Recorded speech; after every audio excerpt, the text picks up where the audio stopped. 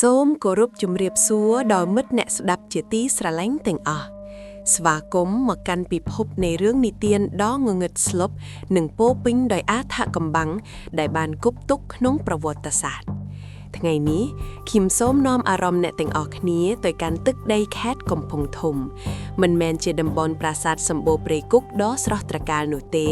ប៉ុន្តែជាជ្រុងមួយដ៏ស្ងាត់ជ្រងំកណ្ដាលព្រៃជ្រៅដែលត្រូវបានគេស្គាល់ថាជាភូមិអាគមសូមបិទភ្លើងបាក់ចិត្តនិងត្រៀមខ្លួនសម្រាប់ដំណើរផ្សងព្រេងដែលពោរពេញដោយភាពព្រឺព្រួតនិងវេទមន្តខ្មៅងងឹត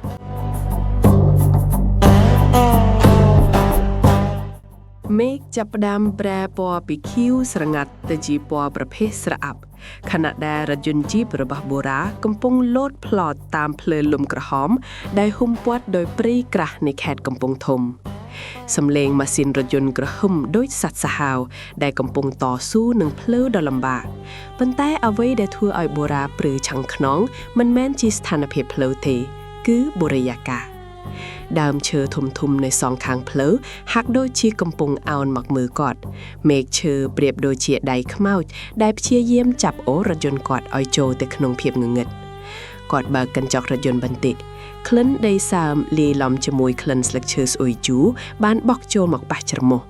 វាមិនមែនជាក្លិនព្រៃធម្មជាតិទេវាជាក្លិននៃភាពចាស់កម្រោលនិងការរលួយបូរ៉ាដកដង្ហើមធំដៃរបស់គាត់ក្តាប់ជង្គត់យ៉ាងណែនរហូតដល់សរសៃដៃឡើងពណ៌ខៀវរូបថតបងស្រីរបស់គាត់ដារីត្រីបានដាក់នៅក្បែរកុងទ័ររថយន្តស្នាមញញឹមរបស់នាងនៅក្នុងរូបថតហាក់ដូចជាការដាស់តឿនចុងក្រោយអ្នកភូមិនៅតំបន់ខាងក្រៅបានប្រាប់គាត់ថាគុំទៅភូមិអាគមមិនមែនជាកន្លែងសម្រាប់មនុស្សរស់ទេប៉ុន្តែបូរ៉ាមិនខ្វល់គាត់ត្រូវចារកនាងឲ្យឃើញព្រះអាទិត្យចាប់ផ្ដើមលិចបាត់នៅពីក្រោយជួរភ្នំបន្សល់ទុកតែស្មោលវែងដែលលាតសន្ធឹងដូចជាភ្លើយទៅកាន់នរកនៅពេលដែលរថយន្តរបស់បូរ៉ាបានឆ្លងកាត់ស្ពានឈើចាស់មួយដែលស្ទើរតែបាក់រលំអបពណ៌សក្រាស់បានចាប់ផ្ដើមធ្លាក់ចុះមកគ្រប់ដណ្ដប់នេះមិនមែនជាអបធម្មតាទេវាក្រាស់ពេកស្អិតពេកនិងមានក្លិនដូចធូបបូរ៉ាព្យាយាមបើកភ្លើងហ្វាប៉ុន្តែពន្លឺហាក់ដូចជាត្រូវបានលេបត្របាក់ដោយភាពងងឹតគាត់សម្រេចចិត្តចុះពីរថយន្តជើងរបស់គាត់ជាន់លើស្លឹកឈើស្ងួតបន្លឺសំឡេងក្រោកដែលលាន់ឮខ្លាំងខុសធម្មតានៅពីមុខគាត់គឺភូមិមួយដែលមានផ្ទះឈើប្រក់ក្បឿងបុរាណសង់ដាច់ពីគ្នាគ្មានភ្លើងអគ្គិសនីគ្មានសំឡេងឆ្កែព្រោះគ្មានសំឡេងសត្វចង្រិតស្ងាត់រហូតដល់គាត់អាចឮសំឡេងបេះដូងខ្លួនឯងលោតនៅតាមមុខផ្ទះនីមួយមានអុជធូបមួយសរសៃដែលដុតបំភ្លឺតិចនិងមានចងក្រណាត់ពណ៌ក្រហមនៅតាមបង្អួចខ្យល់បក់មុខបាសស្បែករបស់គាត់ធ្វើឲ្យរោមដៃគាត់ក្រោកឆ្កាគាត់មានអារម្មណ៍ថាមានភ្នែករាប់រយគូកំពុងសម្លឹងមកគាត់ពីក្នុងផ្ទះងងឹតទាំងនោះមាននរណានៅទីនេះទេបូរ៉ាស្រែកសួរសំឡេងរបស់គាត់បានត្រឹមតែបន្លឺត្រឡប់មកវិញតាមជញ្ជាំងឈើទ្វីបផ្ទះធំជាងគេនៅកណ្ដាលភូមិបានបើកឡើងយឺតបន្លឺសំឡេងង៉ែអូបន្លាយយ៉ាងយូរបុរសចំណាស់ម្នាក់ដើរចេញមករាងកាយគាត់ស្គមតែមើលទៅរឹងពឹងស្លៀកសម្លៀកបំពាក់ពណ៌សចាស់និងមានពាក់ខ្សែអំបោះក្រហមពេញកនោះគឺតាក្រហមគាត់កាន់ចង្កៀងប្រេងកាតមួយដែលបញ្ចេញពន្លឺពណ៌លឿងទុំធ្វើឲ្យមុខរបស់គាត់មើលទៅដូចជាលលាតក្បាលដែលមានស្បែកក្រប់ភ្ញៀវមកពីឆ្ងាយចូលមកចោះសំឡេងរបស់គាត់ស្ងួតនិងស្អកហាក់ដូចជាមិនបាននិយាយជាច្រើនឆ្នាំបូរ៉ាដាវចូលទៅចាត់ដោយព្យាយាមលាក់ភាពភ័យខ្លាចខ្ញុំមកតាមរកបងស្រីរបស់ខ្ញុំឈ្មោះដារីបូរ៉ានិយាយត្រង់តាក្រហមមិនឆ្លើយភ្លាមទេគាត់សម្លឹងមើលបូរ៉ាដោយកែវភ្នែកពណ៌ខ្មៅជ្រៅដែលគ្មានក្របភ្នែកពណ៌សមនុស្សជាច្រើនមកទីនេះដើម្បីស្វែងរកប៉ុន្តែភាគច្រើនរកឃើញតែអ្វីដែលពួកគេមិនចង់ជួប តាក្រហមញញឹមតែជាស្នាមញញឹមដែលធ្វើឲ្យបូរ៉ាត្រជាក់ដល់ឆ្អឹងខ្នងក្លិននៅក្នុងផ្ទះរបស់គាត់ពោលពេញទៅដោយក្លិនក្រមួននិងក្លិនឆ្អាបដូចឈាមចាស់ៗបូរ៉ាត្រូវបមអញ្ជើញឲ្យអង្គុយលើកន្ទេវចាស់មួយអ្នកភូមិ2នាក់ដើរចូលមកដោយគ្មានសម្លេងដាក់ថាអាហារនៅចំពោះមុខគាត់ពួកគេមិនងើបមុខមើលគាត់ទេភ្នែករបស់ពួកគេសម្លឹងចុះក្រោមហើយចលនារបស់ពួកគេរឹងដូចជាអាយ៉ងឈើម្ហូបនៅក្នុងថាសមានសាច់ពណ៌ក្រហមឆ្អិននិងបន្លែព្រៃដែលមានរូបរាងចម្លែកពិសាទៅកុំក្រែងចាត់តាក្រហមនិយាយទាំងសម្លឹងមើលបូរ៉ាមិនដាក់ភ្នែកបូរ៉ានឹកឃើញពាក្យចាថាចូលស្រុកណាកុំពិសាអាហារស្រុកនោះបើមិនទុកចិត្តគាត់ធ្វើជាលើកស្លាបព្រាប៉ុន្តែភ្នែករបស់គាត់សង្កេតឃើញថានៅកាច់ជ្រុងបន្ទប់ងងឹតមានស្រមោលមួយកំពុងឈរមើលវាគឺជានារីម្នាក់សក់វែងអន្លាយមុខស្លេកដោយក្រដាស់នាងលើកដៃដាក់លើមាត់ជាសញ្ញាថាកុំស៊ីបូរ៉ាដាក់ស្លាបព្រាចុះវិញភ្លាមខ្ញុំមិនឃ្លានទេតាគាត់ក៏ហៅតាក្រហមសម្លឹងមើលទៅជ្រុងងងឹតនោះរួចងាកមកបូរ៉ាវិញមុខរបស់គាត់ប្រែជាតឹងរឹងការបដិសេធទឹកចិត្តអ្នកភូមិគឺជាការនាំមុខនៅគ្រោះថ្នាក់យប់នោះបូរ៉ាត្រូវបានកន្លែងស្នាក់នៅក្នុងខ្ទមតូចមួយនៅចុងភូមិគាត់មិនហ៊ានបិទភ្នែកគាត់ដុតទៀនដែលគាត់បានយកមកពីក្នុងឡានហើយអង្គុយសម្លឹងមើលជញ្ជាំងឈើដែលមានស្នាមឆូតជាច្រើនដូចជាស្នាមក្រចកដៃដែលព្យាយាមកោរចេញខ្យល់ខាងក្រៅបក់ខ្លាំងធ្វើឲ្យស្លឹកឈើប៉ះនឹងដំបូលផ្ទះបង្កើតជាសំឡេងរំខានភ្លាមនោះគាត់ឮសំឡេងខ្សឹបពីក្រោមក្តារកម្រាលជួយផងសំឡេងនោះស្រាលណាស់ប៉ុន្តែច្បាស់នៅក្នុងត្រចៀករបស់គាត់បូរ៉ាទាញពិលហើយចាំងបោកកម្រាលឈើគាត់ឃើញមានចន្លោះប្រហោងមួយពេលគាត់អោនទៅមើលគាត់ស្រាប់តែដកខ្លួនថយក្រោយយ៉ាងលឿននៅខាងក្រោមផ្ទះក្នុងភាពងងឹតគាត់ឃើញភ្នែកមួយគូភ្នែកដែលបោកធំនិងពោពេញដោយការឈឺចាប់កំពុងសម្លឹងមកគាត់ត្រឡប់មកវិញវាជាភ្នែកមនុស្សប៉ុន្តែស្ថិតនៅស្ថានភាពដែលមិនគួរឲ្យជឿបូរ៉ាដកកំភ្លើងឃ្លីដែលគាត់លាក់ទុកចេញមកកាន់នៅដៃរាត្រីនេះទើបតែចាប់ផ្ដើមប៉ុណ្ណោះដោយមិនអាចទ្រាំនឹងភាពតានតឹងក្នុងផ្ទះបានបូរ៉ាលួចចេញមកក្រៅពន្លឺព្រះច័ន្ទពណ៌លឿងទុំចាំងឆ្លងកាត់អបបង្កើតជាបរិយាកាសដូចសុបិនអាក្រក់នៅក្រៅដើមពោធិ៍ធំមួយកណ្ដាលភូមិគាត់ឃើញនារីដែលបានព្រមានគាត់ពេលអាហារពេលល្ងាចនាងគឺម៉ាលីសលោកមិនគួរមកទីនេះទេម៉ាលីសនិយាយដោយមិនងាកមកមើលគាត់សំឡេងរបស់នាងត្រជាក់និងលាយឡំដោយភាពសោកសៅបងស្រីរបស់ខ្ញុំតានាងនៅឯណាបូរ៉ាសួរដោយអន្តេសាម៉ាលីសចង្អុលទៅកាន់អគារឈើមួយដែលបិទជិតនៅជើងភ្នំក្រោយភូមិនាងនៅទីនោះប៉ុន្តែលោកមិនអាចយកនាងទៅវិញបានទេនាងក្លាយជាចំណែករបស់អ្នកតាម្ចាស់ទឹកហើយម៉ាលីសងាកមកបូរ៉ាមុខរបស់នាងមានស្នាមប្រេះបែកដូចជាកុលាលភាគខ្ញុំក៏ធ្លាប់ព្យាយាមរត់គេចាស់ដែរមើលខ្ញុំចុះភ្លាមនោះរាងកាយរបស់នាងប្រែជាថ្លាហើយបូរ៉ាអាចមើលឃើញដើមឈើនៅពីខ្នងនាងមិនមែនជាមនុស្សទេនាងគឺជាវិញ្ញាណដែលត្រូវបានឃុំឃាំងបូរ៉ាសម្រេចចិត្តទៅកាន់អគារឈើនៅជើងភ្នំដែលម៉ាលីសបានចង្អុលបង្ហាញផ្លូវទៅកាន់ទីនោះពោពេញដោយដើមចេកដែលដាំបញ្ច្រាគល់ជាសញ្ញានៃអាគមខ្មៅក្លិនស្អុយរលួយកាន់តែខ្លាំងឡើងនៅពេលគាត់ចូលទៅចិត្តទ្វារអគារមិនបានចាក់សទេប៉ុន្តែមានវិញ្ញាណពណ៌ក្រហមពេញគាត់រុញទ្វារចូល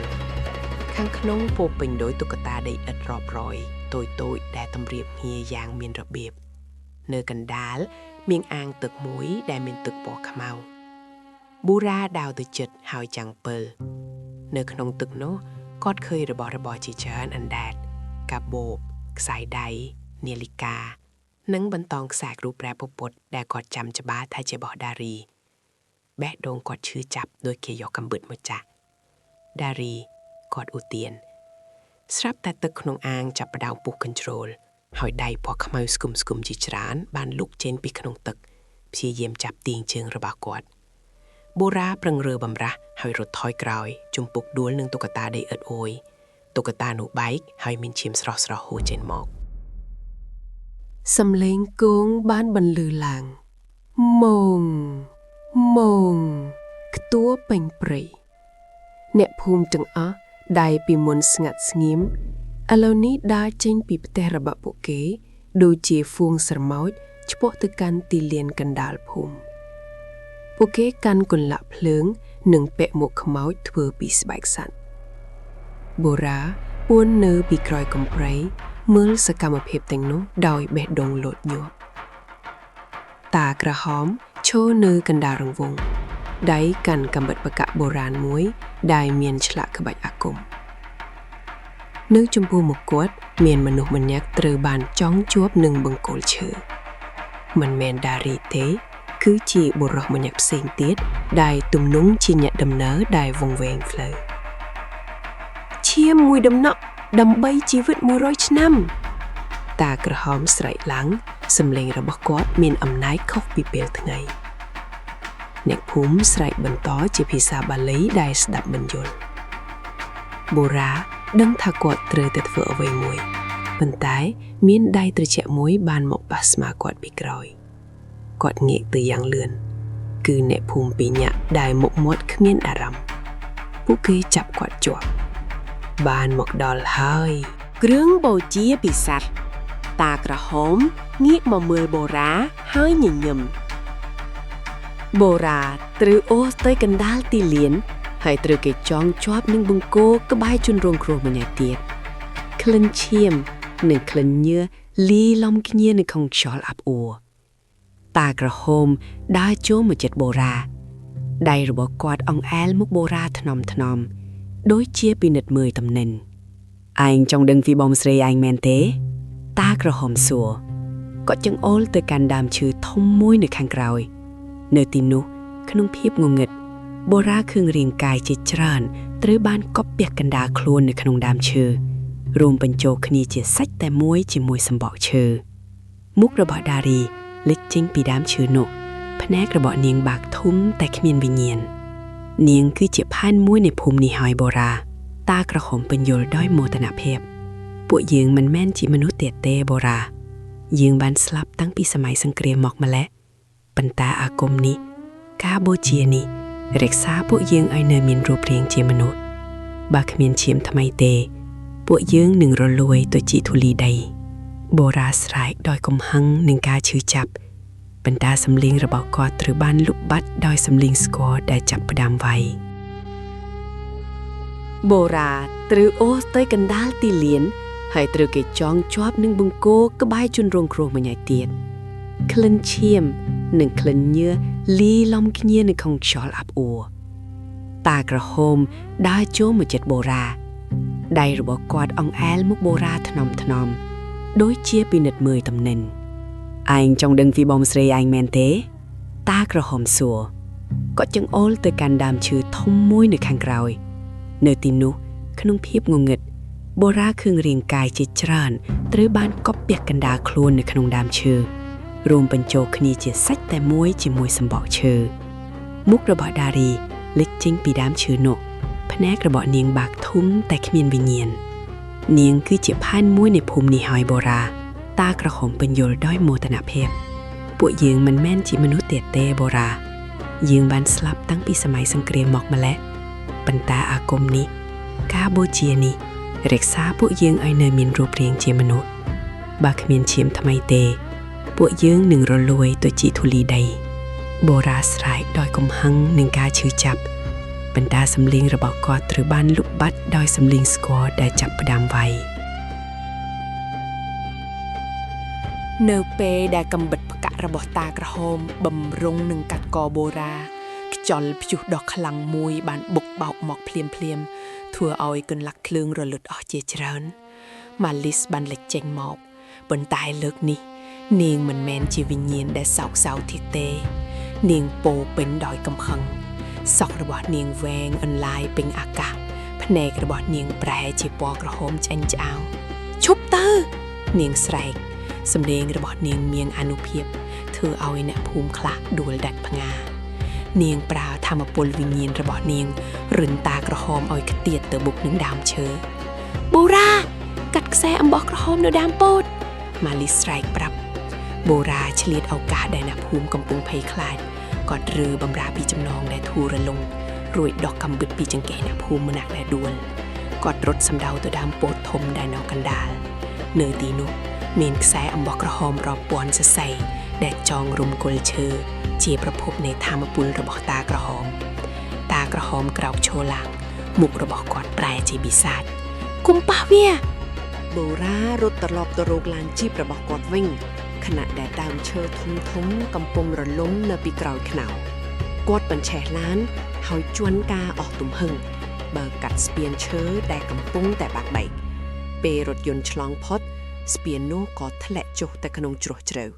បិទផ្លូវចូលទៅកាន់ភូមិអាគមជារៀងរហូតពេលទៅដល់ផ្លូវជាតិព្រះអាទិត្យចាប់ផ្ដើមរះអ្វីហាក់ដូចជាធម្មតាវិញហើយប៉ុន្តែបូរ៉ាដឹងថាគ្មានអ្វីដូចដើមទេគាត់ឈប់ឡាននៅគៀនផ្លូវហើយសម្លឹងមើលទៅកញ្ចក់មើលក្រោយនៅលើកៅអីក្រោយគាត់ឃើញខ្សែអំបោះពណ៌ក្រហមមួយសរសៃដាច់នៅទីនោះនិងធុំក្លិនធូបស្រាលតើគាត់ពិតជាបានរួចខ្លួនមែនឬក៏ផ្នែកមួយនៃភូមិអាគមបានជាប់តាមគាត់មកបូរ៉ាបិទភ្នែកហើយទឹកភ្នែកមួយតំណក់បានហូរចុះមករឿងរ៉ាវនៃភូមិអាគមប្រហែលជាចប់នៅទីនេះប៉ុន្តែសម្រាប់បូរ៉ាភាពងងឹតនឹងនៅជាមួយគាត់ជារៀងរហូត